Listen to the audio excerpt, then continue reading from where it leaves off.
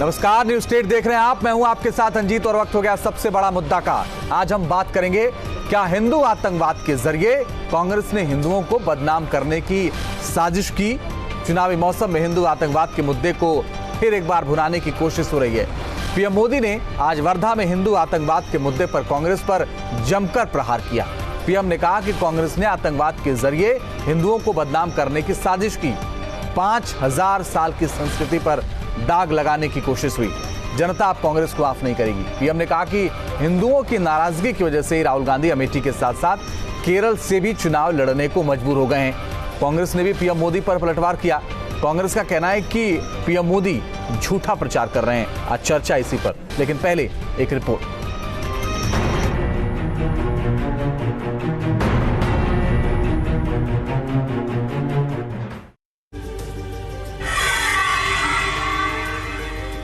चुनाव में फिर गरमाया हिंदू आतंकवाद का मुद्दा। पीएम मोदी का कांग्रेस पर प्रहार। 5000 साल पुरानी संस्कृति पर लगाया दाग। कांग्रेस बोली, ये है झूठा प्रचार। लोकसभा चुनाव के महासमर में तापमान बढ़ने के साथ ही सियासी टेम्परेचर भी बढ़ता जा रहा है। हिंदू आतंकवाद का मुद्दा एक बार फिर से गर्मा गया है। महाराष्ट्र के वर्धा में पीएम मोदी ने हिंदू आतंकवाद के नाम पर कांग्रेस पर बड़ा प्रहार किया। पीएम ने कहा कि कांग्रेस ने देश के करोड़ों लोगों का रिश्ता आतंकवाद से जोड़ दिया था।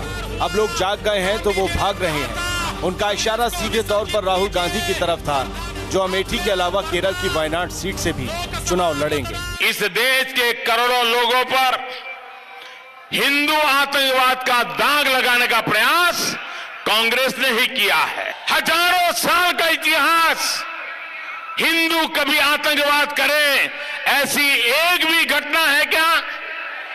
एक भी घटना है क्या?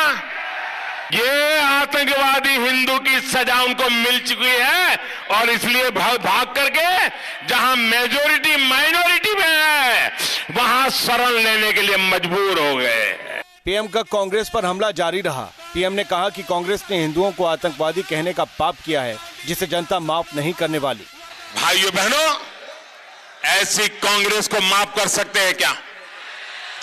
ऐसे कांग्रेस के गठबंधन को माफ कर सकते हैं क्या?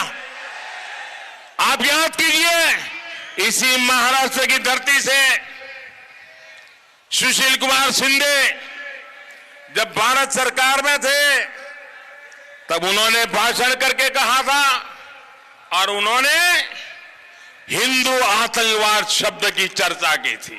हिंदू आतंकवाद को लेकर पीएम मोदी के वार से तिलमिलाई कांग्रेस ने भी पलटवार किया। प्रधानमंत्री श्री नरेंद्र मोदी साफ साफ झूठ बोल रहे हैं। हिंदू आतंकवाद को परिभाषित उनके मंत्रिमंडल के एक सदस्य, जो तत्कालीन गृह सचिव थे भारत सरकार के, ये जो परिभाषा है ये उन्होंने संगित की थी। दरअसल यूपीए सरकार के कार्यकाल में कुछ आतंकवादी घटनाओं को हिंदू आतंकवाद से जोड़ा गया था। समझौता ब्लास्ट के बाद हिंदू आतंकवाद का जिक्र पूर्व गृह मंत्री पी चिदम्बरम समेत कांग्रेस के कई नेताओं ने किया था। हमारे सहयोगी चैनल के कार्यक्रम में साध्वी प्रज्ञा ने भी इसको लेकर कांग्रेस पर आरोप लगाए थे। साध्वी प्रज्ञा ने कहा था कि कांग्रेस सरकार में उनको प्रताड़ित किया गया, लेकिन वो अपने मंसूबों में कामयाब नहीं हो सके। मुझे टॉर्चर किया, मुझसे जो कहलवाने का प्रयास किया वो विफल रहे। विधर्मी और जो पुलिस के अधिकारी थे, कांग्रेस के जो दलाल थे, वो लोग असफल रहे इस बात में कि मैं देश के विरुद्ध बोलूंगी या उनका जो देश के विरुद्ध षड्यंत्र है उसको मैं स्थापित होने दूंगी। मैंने कहा मैं मर जाऊंगी, लेकिन तुम्हारे मंसूबों को, तुम्हारे उद्देश्य को कभी सफल नहीं होने दूंगी। समझौता ब्लास्ट में आरोपी स्वामी असीमानंद को कोर्ट ने सभी आरोपों से मुक्त कर दिया है। इसके बाद बीजेपी ने कांग्रेस पर आतंकवाद को लेकर हिंदुओं को बदनाम करने का इल्जाम लगाया था। चुनाव के मौसम में पीएम मोदी, अमित शाह के बयानों के बाद ये तय है कि हिंदू आतंकवाद के मुद्दे को लेकर बीजेपी कांग्रेस पर हमलावर रहेगी। Team news state. और सबसे बड़ा मुद्दा में जो आज का सवाल है वो बताते हैं, जिसका जवाब आपको देना है। आज का हमारा सवाल है, क्या हिंदू आतंकवाद के जरिए कांग्रेस ने हिंदुओं को बदनाम करने की साजिश की? आप अपनी राय फटाफट ट्वीट कीजिए, मोबाइल उठाइए, हैशटैग सबसे बड़ा मुद्दा @NewsState हिंदी। और इस पर बात करने के लिए मेरे साथ स्टूडियो में मौजूद हैं वरिष्ठ पत्रकार NK सिंह साहब। इसके अलावा मेरे साथ अशोक देव साहब जुड़ रहे हैं, समाजवादी पार्टी का पक्ष रखेंगे। मौलाना अब्दुल हमीद नुमानी साहब जुड़ रहे हैं हमारे साथ स्टूडियो में, मुस्लिम धर्मगुरु हैं। सूर्यकांत धस्माना जी जुड़ रहे हैं, कांग्रेस का पक्ष रखेंगे, कांग्रेस प्रदेश उपाध्यक्ष भी हैं। सतीश लखेड़ा जी जुड़ रहे हैं, भारतीय जनता पार्टी का पक्ष रखेंगे। और मेरे साथ महंत कुशमुनी जी जुड़ रहे हैं, हिंदू धर्मगुरु। आप सभी का बहुत स्वागत है। पहला सवाल सतीश जी आपसे, इस बार भी हिंदू मुसलमान से चुनाव जीतना है?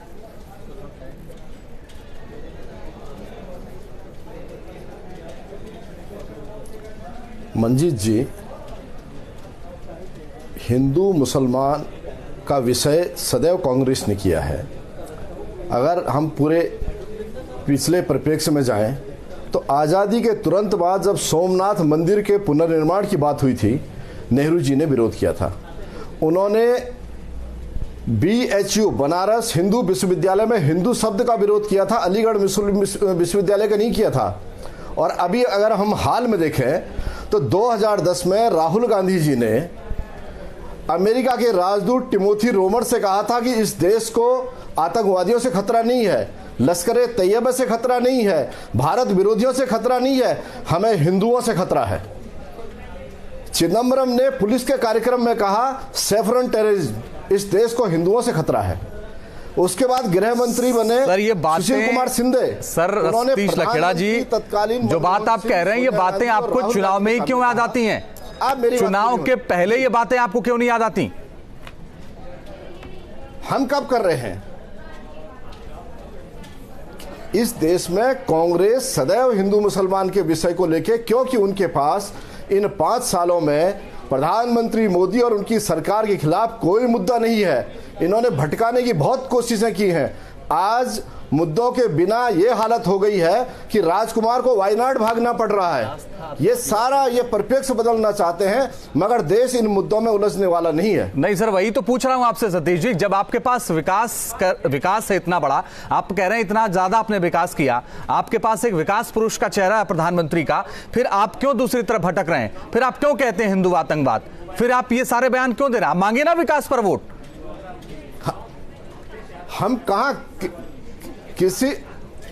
अगर किसी परिप्रेक्ष्य में कोई विषय आएगा तो बयान प्रधानमंत्री जी देंगे, मगर इसका मतलब ये नहीं है सर ये बयान दे करके मंचों से कहा जा रहा है, भारत के बयान दे के सुशील। ठीक है सर, सूर्यकांत धस्माना जी, ठीक है सर, दूसरे लोग भी पैनल में, उनसे भी बात करें। सूर्यकांत धस्माना जी, 5 साल का उनका विकास, उसके आगे आपके पास कुछ है ही नहीं, तो आप जानबूझकर इस तरह की बातें कर रहे हैं। अजीत, एक बात बड़ी रोचक है जी, ये सारा जो आज प्रधानमंत्री जी ने और भारतीय जनता पार्टी के राष्ट्रीय अध्यक्ष जी ने नया स्टैंड जो लिया है और जो बयान उनके आए हैं, एक सर्वे हुआ है इंटरनल आरएसएस का, और उस आरएसएस के इंटरनल सर्वे में ये रिपोर्ट आई है कि भारतीय जनता पार्टी का जो गठबंधन है उस गठबंधन को 200 से नीचे सीटें मिल रही हैं और कांग्रेस गठबंधन जो है वो 250 से ऊपर सीटें प्राप्त कर रहा है। सर चलिए ना, आपको शुभकामनाएं, अगर उनकी रिपोर्ट ऐसी आई है वो जाने। लेकिन मेरा सवाल तो सिर्फ इतना है कि आपके ऊपर ये आरोप है कि आपने हिंदुओं को बदनाम करने का काम किया। सर्वे रिपोर्ट धस्माना जी को दी गई है। देखिए, मैं उसी का जवाब दे रहा हूं कि इस रिपोर्ट के आधार पर अब इनके पास केवल एक हथियार रह गया, क्योंकि ये महंगाई के ऊपर बात नहीं कर सकते, क्योंकि ये बेरोजगारी के ऊपर बात नहीं कर सकते, क्योंकि ये किसानों की जो आत्महत्या पूरे देश के अंदर 5 सालों में हुई है और किसान को जो इन्होंने वादा किया था उसके ऊपर ये बात नहीं कर सकते, क्योंकि गैस का सिलेंडर जो 400 रुपए का कांग्रेस के जमाने में था वो 1000 रुपए इनके राज में पहुंच गया, उसके ऊपर बात नहीं कर सकते, क्योंकि कच्चा तेल जिस समय अंतर्राष्ट्रीय बाजार में $129 प्रति बैरल था, कभी 75 रुपए नहीं गया, डीजल कभी 60 रुपए नहीं गया, और जब तो आप ये कह रहे हैं, आप ये कह रहे हैं कि आप जब वोट मांगेंगे, आप ये कह रहे हैं जब आप वोट मांगेंगे तो आपके एजेंडे में आप कहेंगे नौकरी नहीं दी आपने, आप ये कहेंगे आपने सड़क नहीं बनवाएगी, या फिर आप हिंदू मुसलमान की बात करेंगे या नहीं करेंगे? कहेंगे कि आपने नहीं, बिल्कुल नहीं करेंगे। ये हिंदुस्तान जो है अनेकता में एकता में विश्वास रखता है। ठीक है सर। और भारतवर्ष में रहने वाला प्रत्येक नागरिक, वो हिंदू हो, मुस्लिम हो, सिख हो, ईसाई हो, जैन हो, ठीक है सर, ऐसा लगता तो नहीं है, लेकिन आप कह रहे हैं तो थोड़ी देर के लिए यकीन कर लेते हैं। सारे देश के लोग ठीक है सूर्यकांत धस्माना जी, ऐसा लगता नहीं कि चुनाव में ऐसा होता है, चाहे पार्टी कोई भी दावा करे, लेकिन ठीक है अगर आप कह रहे हैं तो थोड़ी देर के लिए मान लेते हैं इसको। अंजीत, मैं एक बात पूछ रहा हूं सर, मुझे आप एक बात पूछने का अवसर दे दें। बिल्कुल बोलिए सर। बीजेपी के प्रवक्ता ये बता दें कि 5 साल में ये इतने बड़े राम भक्त जिन्होंने राम के नाम पर इतनी बार सत्ता पाई है, नरेंद्र मोदी जी अयोध्या कितनी बार गए 5 वर्ष में? तो प्रियंका गांधी ने भी तो जाके दर्शन नहीं किया। अरे शर्म आनी चाहिए। अरे प्रियंका गांधी भी अयोध्या गई, भगवान राम के दर्शन नहीं किया। कहाँ हैं आप? के काम का आप कहाँ हैं सूर्यकांत धस्माना जी? आपकी जानकारी अपडेट कर देता हूँ। अयोध्या गई थी, भगवान राम का दर्शन नहीं किया, इतनी दूरी बना ली। साहब क्या दिक्कत थी इतनी? वो नहीं गए, वो पूछा जाता है उनसे सवाल। सुन ले, बताइए ना सर। सुन ले, बोलिए सर। अरे बात तो सुन ले आप मेरी। बोलिए सर। बता रहा हूं कि हमारी थ्योरी तो साफ है। तुलसी बाबा ने कहा कि राम ही केवल प्रेम प्यारा, जान ही ले जो जान नहीं हारा। राम तो प्रेम के प्यारे हैं और हमारा प्रेम है कांग्रेस का पूरे देश का। आपके लिए बहुत अच्छा सर, बहुत अच्छा। मतलब आपसे सवाल पूछा जाए तो आप कहते हैं कि तुलसी बाबा ने ये कहा था और उनसे आप पूछ रहे हैं कि आपने मंदिर नहीं बनाया। ठीक है, इसका जवाब वो बाद में, चूंकि आज का हमारा ये विषय नहीं है। सतीश जी, कोर्ट में एफिडेविट देने, ठीक है सर, मैं जान रहा हूं आपके पास बहाना है, लेकिन ठीक है। एनके सिंह साहब, क्या बात यहां पर आके अटक गई कि कौन हिंदुओं का है और किसने हिंदुओं को ठगा है? और नरेंद्र मोदी भी नहीं है, अमित शाह भी नहीं है। हम चाहेंगे कि दोनों पक्ष हकीकत हम बता दें जी, उसके बाद ये डिबेट होता तो ज्यादा अच्छा रहता। आपके व्यूअर्स को पूरी तरह वाकिफ होना चाहिए हकीकत से। ये मोदी जी ने आज जो कहा है ये वर्धा में, आम तौर पे आपने देखा होगा कि 2000 जब यूपी का चुनाव हुआ था उस समय भी मोदी जी ने अचानक वो कब्रिस्तान का मसला उठा दिया था, शमशान कब्रिस्तान का उठा दिया था। यहाँ पे भी एक चरम पे आते आते जैसे ही इलेक्शन शुरू हो रहे हैं मोदी जी ने ये मुद्दा उठाया। वर्धा में ये बोल रहे थे, उन्होंने ये भी कहा कि साहब वर्धा में जो सूखा पड़ा है वो भी कांग्रेस की वजह से पड़ा है। खैर, प्रधानमंत्री की गरिमा के हिसाब से ये स्टेटमेंट बहुत अच्छा नहीं था और वो प्रधानमंत्री जो विकास को समझता है, क्योंकि मेरा व्यक्तिगत भी काफी उनसे इंटरेक्शन रहा है, तो मैं जानता हूं कि विकास का उतना अद्भुत ज्ञान बहुत कम लोगों को है। ऐसे में नरेंद्र मोदी की गरिमा से ये नीचे है कि वो ये स्टेटमेंट देते। लेकिन अब इसके पीछे आइए, लॉजिक क्या है कि साहब अब तो साफ हो गया ना, कोर्ट ने कह दिया कि साहब ये आतंकवादी नहीं थे हिंदू और सारे लोगों को छोड़ दिया, सीमा नाम को छोड़ दिया। कोर्ट ने तो 2G स्पेक्ट्रम में भी कांग्रेस को छोड़ दिया था। 2G के स्पेक्ट्रम के सारे लोग छूट गए थे, तो कांग्रेस को करप्ट क्यों कहा जाता है? तो मोदी जी उसमें लॉजिकल फैलेसी, तर्कशास्त्रीय दोष हैं उनके। लेकिन अब हकीकत पे आइए, ये मोदी जी का पक्ष है कि उनको गरिमा से नीचे नहीं आना चाहिए था जो आज उन्होंने किया। और ये कम्युनल कार्ड खेल के बड़ा भोंडा सा लगा कि बीजेपी एक डेस्परेट मूव कर रही है, वो भी मोदी के थ्रू। पहला ये है। लेकिन हकीकत का दूसरा पक्ष देखिए, ये स्टेटमेंट होम मिनिस्टर थे उस समय सुशील कुमार सिंधे और एआईसीसी के सेशन के अंतिम दिन 20 जनवरी को उन्होंने जयपुर में एआईसीसी सेशन में दिया था। और इतना ही नहीं दिया था, कहा था हमारे पास इंटेलिजेंस रिपोर्ट है कि बीजेपी और आरएसएस के कैंपों में भगवा आतंकवाद को प्रश्रय दिया जाता है, उसकी ट्रेनिंग होती है और मेरे पास इंटेलिजेंस रिपोर्ट है। कांग्रेस को बड़ा मजा आया क्योंकि इंटेलिजेंस रिपोर्ट कह के आपने पुख्ता कर दिया कि बीजेपी में। आप जरा सोचिए, आरएसएस भगवा आतंकवाद को कर रही, अरे वो लाठी भाला चलाते हैं, वो कुछ करते हैं लाठीबाजी। कोई भी ये नहीं मान सकता कि आरएसएस के ट्रेनिंग कैंप में आतंकवाद हो रहा है। लिहाजा ये आपको काफी नेगेटिव पड़ा। अगले दिन जब हंगामा हुआ तो माफी भी मांगी, उन्होंने कहा कि साहब मेरा मतलब ये नहीं था। लेकिन राहुल गांधी उस समय मंच पे थे, उन्होंने कोई रिएक्शन नहीं दिया, मतलब उनको बुरा नहीं लगा।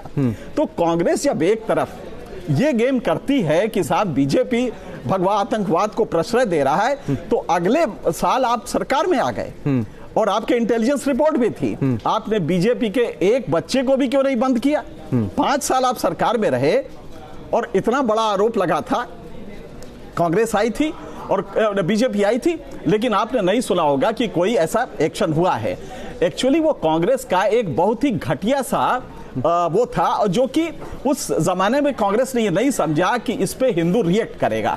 आज जो रिएक्शन है 2014 में, ये उसी का था जी। क्योंकि एक बहुत ही भोंडा सा आपने गृह मंत्री ने एक स्टेटमेंट दिया जो बहुत ही मूर्खतापूर्ण था कि मुझे इंटेलिजेंस रिपोर्ट है कि भगवा आतंकवाद बीजेपी के कैंपों में और आरएसएस के कैंपों में हो रहा है जी। नतीजा ये हुआ कि हिंदू रिएक्ट किया, और ये खेल कांग्रेस बहुत साल से कर रही थी। लिहाजा ये कंसोलिडेशन हिंदुओं का हुआ, जो ब्लंडर था कांग्रेस का। आज भी मुझे लगता है कि अगर गलती से कांग्रेस इस पर रिएक्ट करेगी तो और नुकसान होगा। अब वो सत्ता में थे तो वो कर रहे थे, अब ये सत्ता में है तो ये बात कर रहे हैं। बिल्कुल।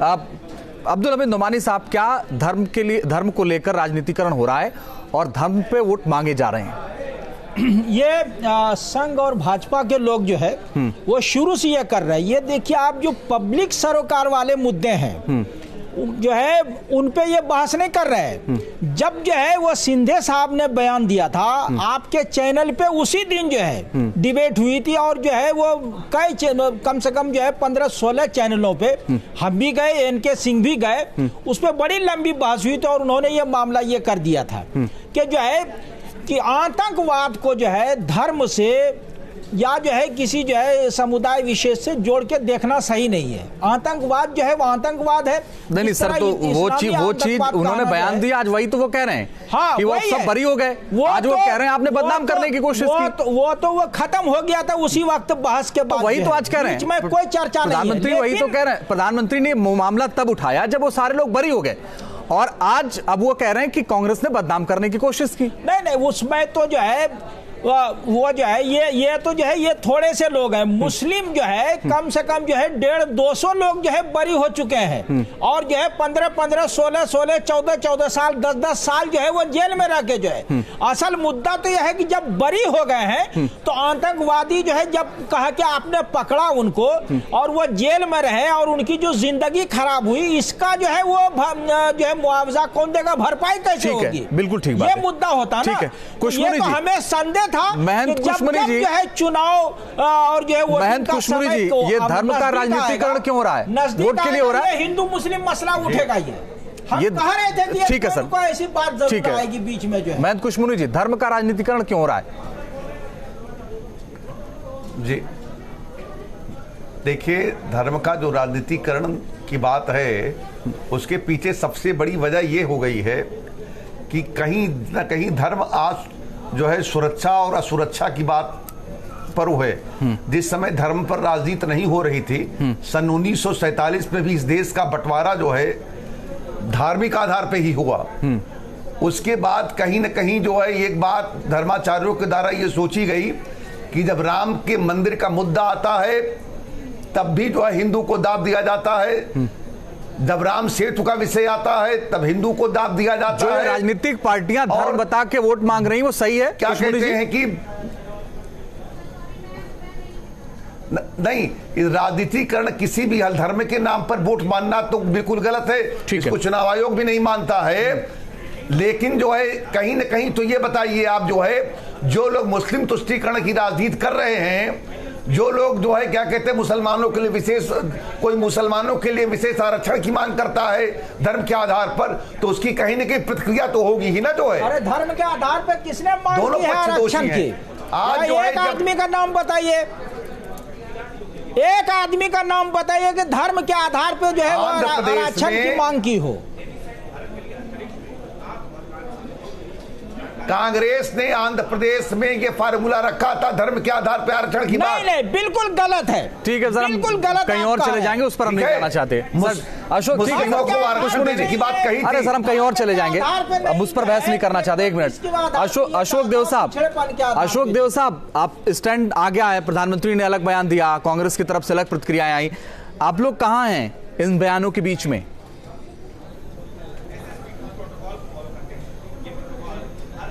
अंजीत जी, सबसे पहले मैं आपको बता दूं, आतंकवादी कोई जात और धर्म नहीं होती है। और जहां तक हिंदू धर्म की बात है तो हिंदू धर्म तो विश्व बंधुत्व की बात सिखाता है, भाईचारे की बात सिखाता है। हाँ, कुछ लोग हैं जो धर्म का आड़ लेकर के फायदा उठाना चाहते हैं और उसका माइलेज लेना चाहते हैं। देखिए, मैं आपसे बार बार कह रहा हूं कि जब 5 साल में भारतीय जनता पार्टी ने कुछ नहीं किया तो इस तरह के नए नए जो है जुमले गढ़ रही है। आप बताइए, इनके प्रवक्ता अभी कह रहे थे हमारे पास बहुत मुद्दा है, सबका साथ सबका विकास। अब मैं इनसे पूछना चाहता हूं भारतीय जनता पार्टी के प्रवक्ता महोदय से कि देश के 6 एयरपोर्टों को गुजरात के उद्योगपति को दे दिया गया, ये सबका साथ सबका विकास है। देश का ऐतिहासिक लाल किला बेच दिया गया, ये सबका साथ सबका विकास है। आप कह रहे हैं सबका विकास की बात कर रहे हैं, विकास तो केवल भारतीय जनता पार्टी की हुई है। आप उनका पता करिए कि जो इनका केंद्रीय कार्यालय दिल्ली में है, चाहे जो पूरे देश में जो कार्यालय बने हैं भारतीय जनता पार्टी के, 5 सितारा होटल तरह से बने हैं। तो ये सबका साथ सबका विकास गलत बात है, ये है उद्योगपतियों का साथ और भाजपा का विकास। अशोक देव साहब, रह गई बात प्रधानमंत्री जी का, तो प्रधानमंत्री जी ने मेरठ में क्या कहा था? हाँ। प्रधानमंत्री जी ने मेरठ में कहा था कि सपा बसपा आरएलडी शराब हैं। इन्होंने ये बात किसके लिए कही थी? देश के 78% आबादी के प्रतिनिधित्व करने वाले पार्टियों को इन्होंने शराबी किया, अपमानित करने का काम किया। अशोक देव साहब, 2012 में आपकी सरकार आई, जब सरकार आई ना तो आप हाई कोर्ट चले गए और आपने कहा जिनके ऊपर आतंकी होने का आरोप था उनको कहा आपने आप छोड़ने के लिए चले गए। उनके ऊपर फैजाबाद, गोरखपुर और बनारस में ब्लास्ट का आरोप था। माननीय हाईकोर्ट ने आपकी सरकार को फटकार लगाई और यह कहा था कि आप तय नहीं करेंगे कौन आतंकी है कौन नहीं, ये कोर्ट तय करेगा। आज आप छोड़ रहे हैं, कल पद्म भूषण देंगे। तो ये नीतियां तो रही है ना सर, जो सरकारें रही हैं।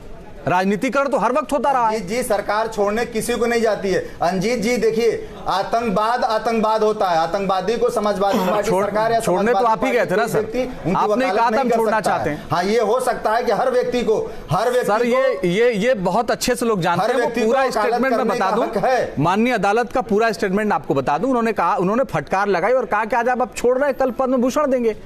ये आप तय नहीं करेंगे कौन आतंकी है कौन नहीं। तो ये मैं ये कह रहा हूं, मैं पुरानी बातों में नहीं जाना चाहता, बहस दूसरी तरफ चली जाएगी। मैं इतना कहना चाहता हूं कि कम से कम इन तमाम मामलों का राजनीतिकरण नहीं होना चाहिए।